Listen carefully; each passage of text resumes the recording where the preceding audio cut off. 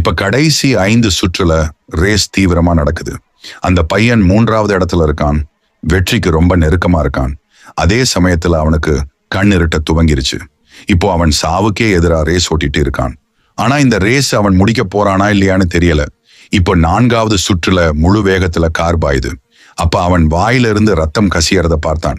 உடம்பு ரொம்ப மோசமா போகுது. அதனால கட்டுப்பாடு இழந்து ஓரிடம் பின்தங்குறான். தோக்க போறோமோன்னு பயம் வருது. ஆனா உடனே அந்த ரத்தத்தை தொடச்சிட்டு, இது என் கடைசி ரேஸ்னா இதுல தான் வெல்லணும்னு நினைச்சு முன்னேறான். 4வது இடத்துல இருந்தவன் 3வது இடத்துக்கு வர்றான். இன்னும் 3 சுற்றுதான் இருக்கு. அவன் டீம்மேட்ஸ் அவனோட நிலையை பார்த்து ரொம்ப கவலைப்படுறாங்க. இப்போ 2வது சுற்றுல இருக்கான். கார்ஸ் வேகமா போயிட்டு இருக்கு.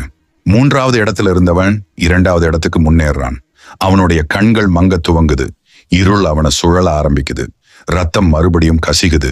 கடைசி சுற்றுல இப்போ அவன் உயிர்க்கும் வெற்றிக்கும் நடுவே ஒரு பெரிய போராட்டமே நடக்குது.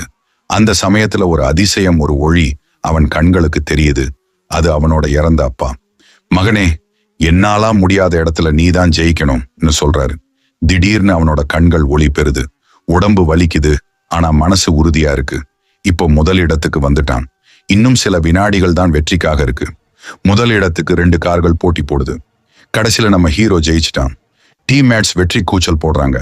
ஆனா அந்த பையன் கார்ல இருந்து வெளியே வரவே இல்லை. ரேஸ்ல ஜெயிச்சவன் தன் அப்பா கனவை நிறைவேற்றிட்டான். தன்னோட உயிர் போனாலும் ஜெயிக்கணும்னு சொன்னதை அப்படியே செய்தான். வெற்றியோட அவன் தன்னோட இறந்த அப்பா கிட்ட போயிட்டான். அந்த இடத்திலே வெற்றி கூச்சலோட அவனோட கண்கள் அமைதியோட மூடிக்கிட்டது. அந்த இடமே கண்ணீரால நனையுது. அங்க இருந்த எல்லாருமே அழறாங்க. அவன் தியாகத்தை நினைச்சு அழறாங்க. அவன் இனிமே வாழ்நாள் முழுக்க நிம்மதியோட தூங்குவான். ப்ளீஸ் இந்த பையனுக்காக நம்ம சேனல்ல சப்ஸ்கிரைப் பண்ணுங்க. உங்க எண்ணங்களை கமெண்ட்ல பதிவிடுங்க.